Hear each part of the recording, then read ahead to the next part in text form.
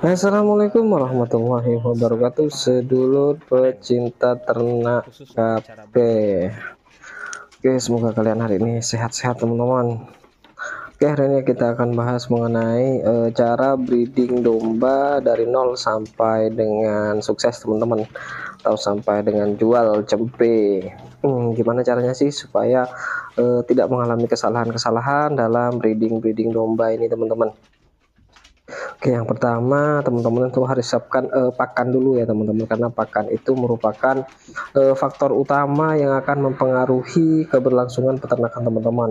Kalau misalnya teman-teman itu pakannya kurang atau tidak cukup atau tidak ada teman-teman, otomatis nanti akan jadi kendala yang sangat besar teman-teman. Kecuali teman-teman emang ada pakan-pakan cadangan ya, seperti misalnya teman-teman bisa beli pakan-pakan kering, atau teman-teman bisa memanfaatkan limbah-limbah yang ada di sekitar teman-teman untuk dijadikan pakan ternak teman-teman semua. Terus betapa pentingnya pakan ini teman-teman, karena terutama pakan hijauan itu sendiri teman-teman itu akan sangat mendukung pertumbuhan dan juga produksi air susu terhadap indukan teman-teman. Jadi kalau misalnya teman-teman itu hanya fokus di pakan-pakan kering saja, kemungkinan besar biayanya akan sangat membengkak dan sangat besar teman-teman. Kalau misalnya teman-teman mengurangi takarannya atau mengurangi kandungan nutrisinya, maka yang akan terjadi adalah air susunya menjadi sedikit teman-teman, menjadi sedikit, dan kemudian nutrisinya itu berkurang dan pertumbuhan cempenya juga tidak akan bagus teman-teman. Makanya nutrisi pakan itu sangat penting dan sangat perlu teman-teman menguasainya dulu. Menguasainya tidak perlu dengan hal-hal yang seperti harus belajar kandungan nutrisi dan lain-lain teman-teman cuma cukup menyiapkan hijauan segar saja teman-teman, entah itu dalam bentuk rumput budidaya, rumput liar, ataupun rambanan, itu harus disediakan setiap hari teman-teman. Pagi-pagi boleh menggunakan pakan silase atau pakan kering, yang penting sorenya atau satu kali sehari lah itu harus diberikan pakan hijauan teman-teman. Terus yang kedua ini adalah pemilihan indukan teman-teman ya. Pemilihan indukan, kalau bisa indukan itu yang bagus teman-teman ya, tapi disesuaikan lagi dengan budget teman-teman. Kalau memang budgetnya hanya cukup untuk membeli misalnya 2 indukan yang biasa, itu beli aja yang biasa aja teman-teman, jangan dipaksakan untuk beli yang bagus tapi dapat 1 ekor. Kalau misalnya budgetnya bisa beli 5 ekor indukan yang biasa, jangan dipaksakan beli yang bagus tapi 2 ekor teman-teman, perbanyak dulu populasinya.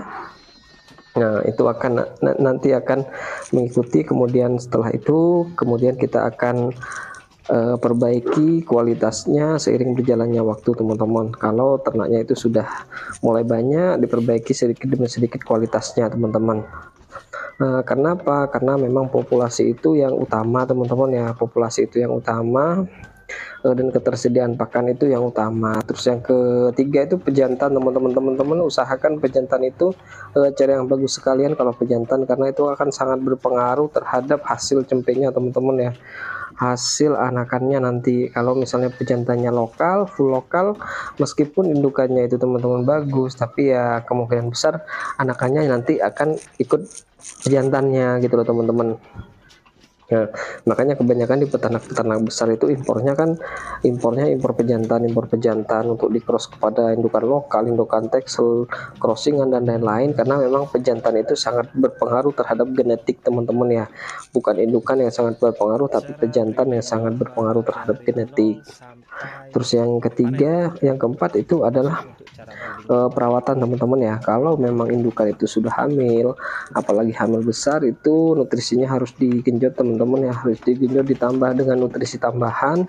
Teman-teman bisa memperbanyak rambanan dan juga rumput liar, atau teman-teman bisa menambahkan nutrisi tambahan seperti konsentrat atau limbah-limbah pertanian seperti bekatul, jagung giling, gaplek dan lain-lain teman-teman, yang memiliki kandungan karbohidrat tinggi dan proteinnya juga tinggi teman-teman. Itu teman-teman bisa tambahkan untuk apa?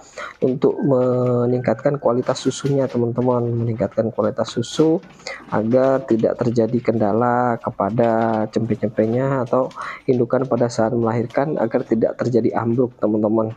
Karena kebanyakan yang terjadi itu pada saat melahirkan indukan itu ambruk, dia tidak bisa berdiri teman-teman. Nah, itu yang akan menjadi masalah yang sangat besar kalau tidak segera ditangani. Lebih baik kita antisipasi daripada kita menangani hal-hal seperti penyakit teman-teman. Karena kalau sudah menangani hal-hal seperti penyakit akan bikin stres dan juga akan menimbulkan banyak biaya tambahan nantinya teman-teman.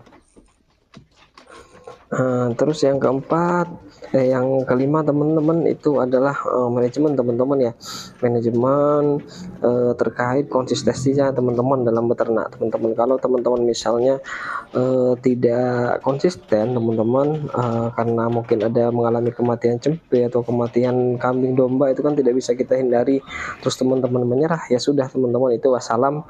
Makanya teman-teman itu akan mengalami kegagalan di sana ya. Yang terpenting itu sebenarnya teman-teman konsistensinya teman-teman.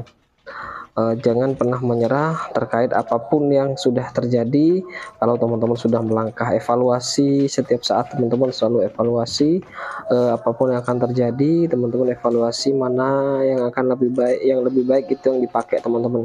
Nah, setelah teman-teman itu cempenya lahir teman-teman, ada banyak hal yang dilakukan oleh peternak yang sudah senior teman-teman.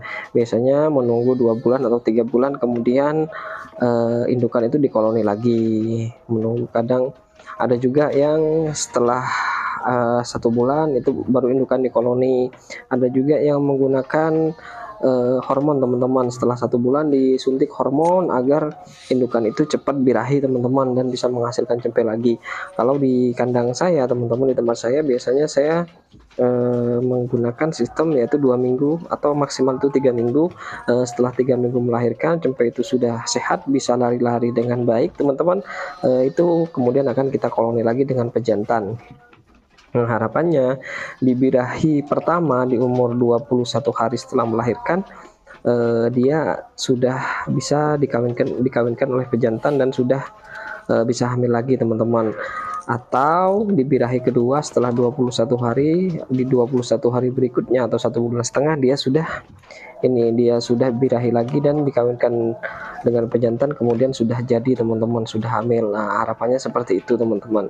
Jadi kalau kita masih nunggu 3 bulan atau 4 bulan sampai dengan cempe itu lepas sapih, itu akan lama teman-teman, akan sangat lama. Jadi biasanya itu akan memakan waktu teman-teman, bisa setahun itu cuman 2 tahun beranak 3 kali, atau 3 tahun itu beranak 5 kali teman-teman, 4 atau 5 kali. Jadi kalau misalnya kita pakai sistem yang di kandang teman-teman, kita pakai sistem itu 2 minggu atau maksimal itu 3 minggu, itu sudah kita koloni lagi.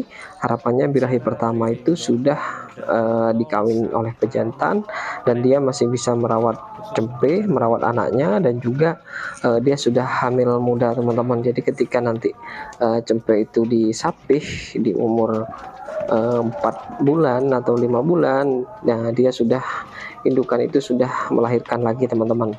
Nah, seperti itu teman-teman harapannya, dan sudah berjalan sampai sekarang itu seperti itu teman-teman.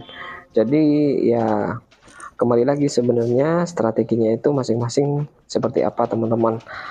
Kalau di tempat saya itu seperti itu teman-teman, mungkin di tempat teman-teman itu berbeda, tapi sarannya kalau untuk pemula lebih baik ambil yang fast ya, fast breeding, supaya tidak terlalu banyak mikir teman-teman, tidak terlalu banyak kendala.